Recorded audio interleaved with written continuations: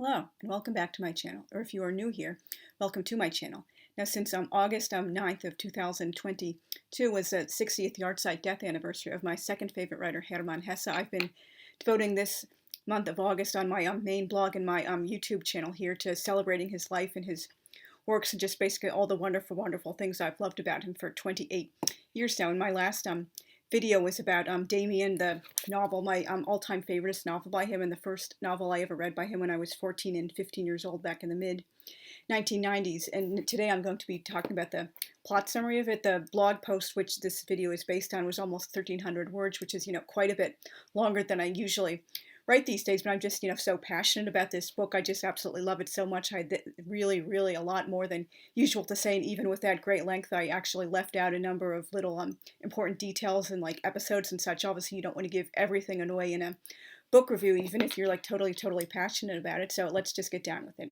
On its face, Demian might seem like a very simple, lightweight novel with only 8 chapters, less than 150 pages, a very small cast, a rather episodic structure, and a plot that's mostly about the journey through life and Emil Sinclair's moral and spiritual development. But despite all of those things, the story truly shines as so much deeper and more profound. Emil Sinclair's story begins about 1906 when he's 10 years old and lasts until about 1916, so the story covers about a decade in his life. All of his life, he has felt safe, comforted, well-ordered, and secure in his family's shiny, happy, peaceful, calm, pious, wealthy home, although it's not actually explained, just what his parents' like socioeconomic level is. It's said a number of times, they're well-to-do and well-off, and the bully in the story early on says, oh, your father is rich, although obviously knowing kids, they don't really understand like class and the exact way it really might be. So for all I know, maybe they actually were like upper middle class, but it just felt, well-to-do or wealthy given the standards of the era and such, but I realize that's kind of a bit of like a nitpick. However, this home also contains an entirely different second world, that of the servants, who talk of things like prison, ghosts, alcoholism, murder, robbery, suicide, wife-beating, evil spells, injured horses, arson, and cops, among many other things. From a young age, Emil has been inextricably drawn to this forbidden underworld, and has felt his family's world to be boring and depressing in comparison, even if he kind of understands in a childlike way he's supposed to prefer his family's happy, shiny world, and that's like the better, safer world, but all the same, he just feels like totally drawn to this dark side of the servants and can't understand why.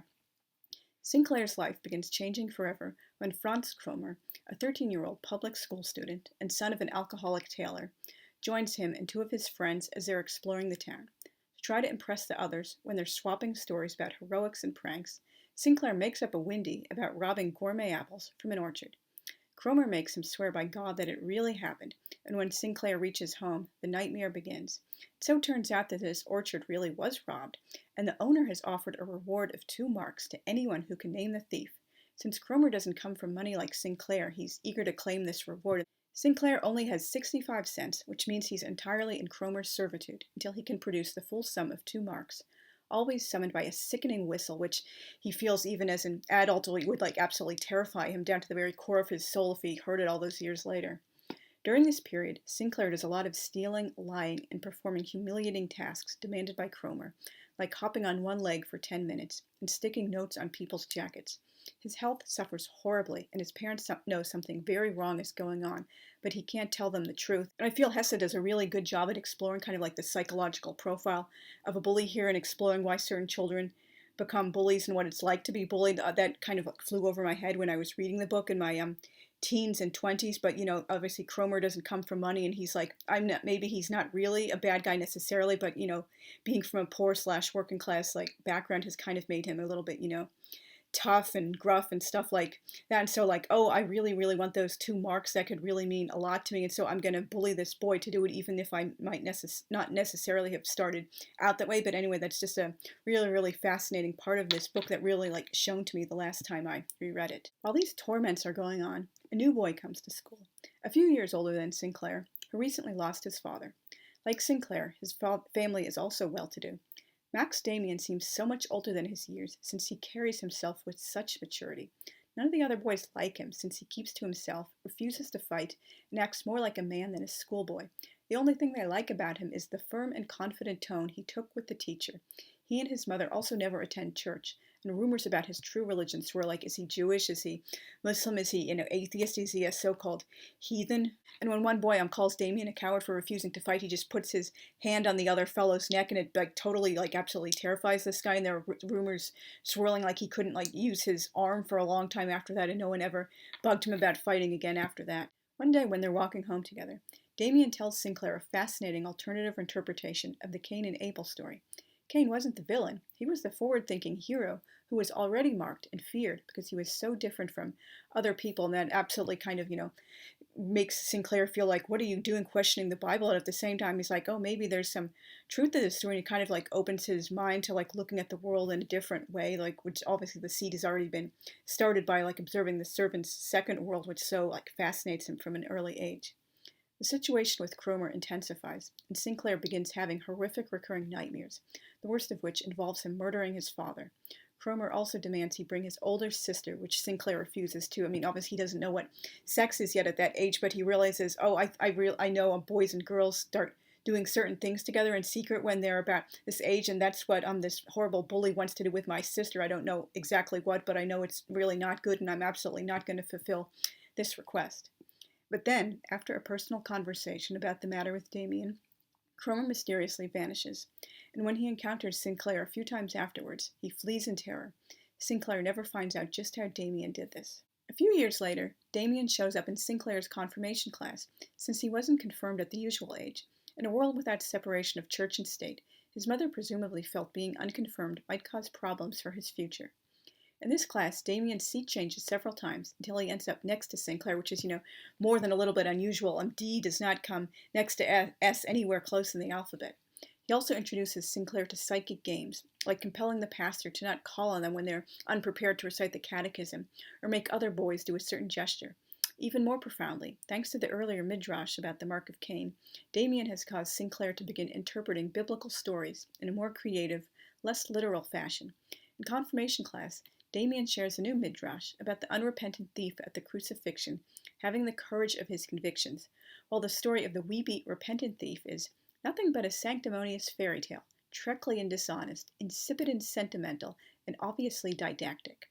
During one class, Demian goes into a statue-like trance, which Sinclair tries and fails to replicate at home. And earlier in the book, Sinclair had talked with his father about the interesting story Demian had told him about Cain and Abel, and his father's kind of horrified, and he says, oh, there was a sect many, many hundreds of years ago called the Cainites who also believe this, and this is absolute heresy and foolishness. I can't believe anyone at your school would have heard of this or talked about it to you. People are trying to destroy our faith with this story. Don't pay any attention to this boy or stories like this again. But obviously he doesn't, obey his father. He keeps thinking about it deep down and eventually realizes and embraces the fact that he has the mark of Cain. The next year, Sinclair starts a boarding school in another city where he feels like a total outsider, an unwanted loser, until he begins going to bars and getting drunk regularly.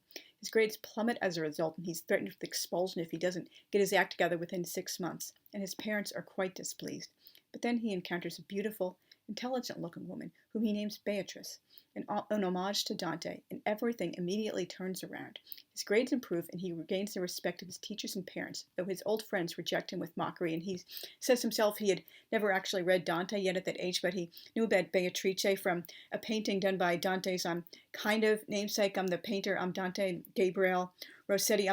One of his real middle names was Dante, but he moved that to the first position because he just loved Dante so much, and many of his paintings and drawings and such he did over the years are of the Divine Comedy and Dante and Beatrice. I'm planning a future video about artwork like that. So anyway, that's where he gets the idea from, not the actual Dante's writings, but poems from someone who was inspired by him. Sinclair begins painting in the hopes of capturing Beatrice's face, but all his efforts fail. Finally, he creates an image which eerily calls to him, a face both male and female, ageless, dreamy, strong-willed. He hides it in his drawer so no one sees it and makes fun of him, but when he's alone, he pins it up over his bed so he can constantly gaze upon it. It dawns on Sinclair that this is Demian's face, though the features aren't quite identical. Later, rain smudges the painting, and when it dries between heavy blotting paper, the mouth becomes exactly like Demian's. Sinclair's next artistic mission is to paint the sparrowhawk on top of the coat of arms over his family's front door, which Demian was very drawn to, and had actually drawn himself in a previous chapter. He sends the painting to Demian, and in response finds a cryptic note in the pages of a textbook. The bird fights its way out of the egg. The egg is the world. who would be born must first destroy a world. The bird flies to God. That God's name is Abraxas. In that very lecture, the teacher discusses Abraxas, a deity whose symbolic task is to unite the divine and the satanic. The winter before graduation, Sinclair is entranced by beautiful organ music from a small church, music that sounds like a prayer and with a great deal of personal expressiveness and willpower. He eventually tracks down the organist at a tavern, and it turns out this fellow also knows about Abraxas. Sinclair and Pistorius become fast friends and spend much time together at Pistorius's house when his parents don't know Sinclair is visiting because they, don't really like him to have friends over, or at least not the kind of friends he would be having, mostly lying on their stomachs and staring into the fireplace as the embers, smoke, and flames form pictures, shapes, and letters. However, Sinclair later feels himself growing apart from Pistorius. While Sinclair wants to find his own unique path to wisdom and enlightenment in his own new amalgamation of religious ideas, Pistorius looks entirely to the past and other people's ideas, and they never have an actual falling out or break up or fight or anything like that. It's just they kind of start growing apart after Sinclair calls him on being totally antiquarian. He realizes this isn't the guide for me. He's helped me along my path, but I need to find someone else to guide me and obviously eventually completely find my own way to myself and self-enlightenment. During Sinclair's first semester at university, he finally encounters Demian again, after not seeing him since a brief meeting during Sinclair's drunk phase. Demian and his mother Ava, whom Sinclair discovers in shock is the true face he painted, and the woman in the recurring sexual dreams he's had for years, have gathered a group of people who bear the mark of Cain like they do. For the first time in his life, Sinclair feels like he belongs somewhere and is encouraged to find his own unique destiny and truth. And these people talk about world religions on philosophers from all over the world and throughout history, and it's just so much more fascinating and intellectually stimulating than the boring people he was used to, Latin school and gymnasium and just other things in his Paris boring upper middle class / rich world. This might seem like a bit of a nitpick. I obviously did really enjoy this new translation I read. My real copy of the book is 900 miles away in storage. I don't know exactly when that translation is from, but I know it's a mass market paperback from the 60s and 70s. This translator calls Damian's mother Eve, and in the original German, in the translation I'm used to, she's Frau Eva, or just Ava. I kind of understand he was getting at the religious symbolism of Eve, the mother of all, from the Bible, but I think it would have been pretty obvious to most people. Ava is just the German form of Eve. You don't really have to literally spell it out, and it does seem more than a little bit old-fashioned and outdated to literally translate people's personal names, but again, that's just a little bit of a nitpick I have. And then World War I breaks out, and nothing or no one will ever be the same again, and it's just a very, very powerful ending, and the last line is always made me so emotionally moved, moved almost to tears. It's just obviously you have to read the book to understand it in the full context and why it's absolutely just so powerful and emotional. But this is definitely one of the most unforgettable, influential books I've ever read, which is, most changed and shaped and influenced my life and my writing as well, and just, so many wonderful things. I really do highly encourage you guys to check it out. And I do know a number of people on BookTube over the last few months have been discussing this book, but I like to think I bring a unique perspective because they're millennials, so they're a generation younger than I am, and they just, came to this book recently. Obviously, there's nothing wrong with just discovering a writer very recently, because we all have to start somewhere and we all have our own opinions about a book, but there's a little bit of a difference between someone who just recently discovered an author and started reading his books and just really didn't form a personal emotional connection to the author and the book for life like I did, who've had a 28-year relationship with this book. So hopefully people will appreciate that I have a different perspective than millennial who just only recently discovered the book. So thank you very much for watching until the end. If you've not already, please consider subscribing and hitting the notification bell so you don't miss a video when I upload it. And I really do appreciate seeing comments from my viewers and subscribers. The next video about Demian will be behind the scenes about Hesse's writing process and such like that, as well as the legacy and the reception. So if you really, really like this book and want to learn more about Hesse, or just interested in the book and German and Swiss literature in general, tune in then. I'm also planning a very soon video about a haul video of recent books I've gotten from the library. And thank you guys very much again for listening until the end, and I'll see you again very soon. Thanks. Bye.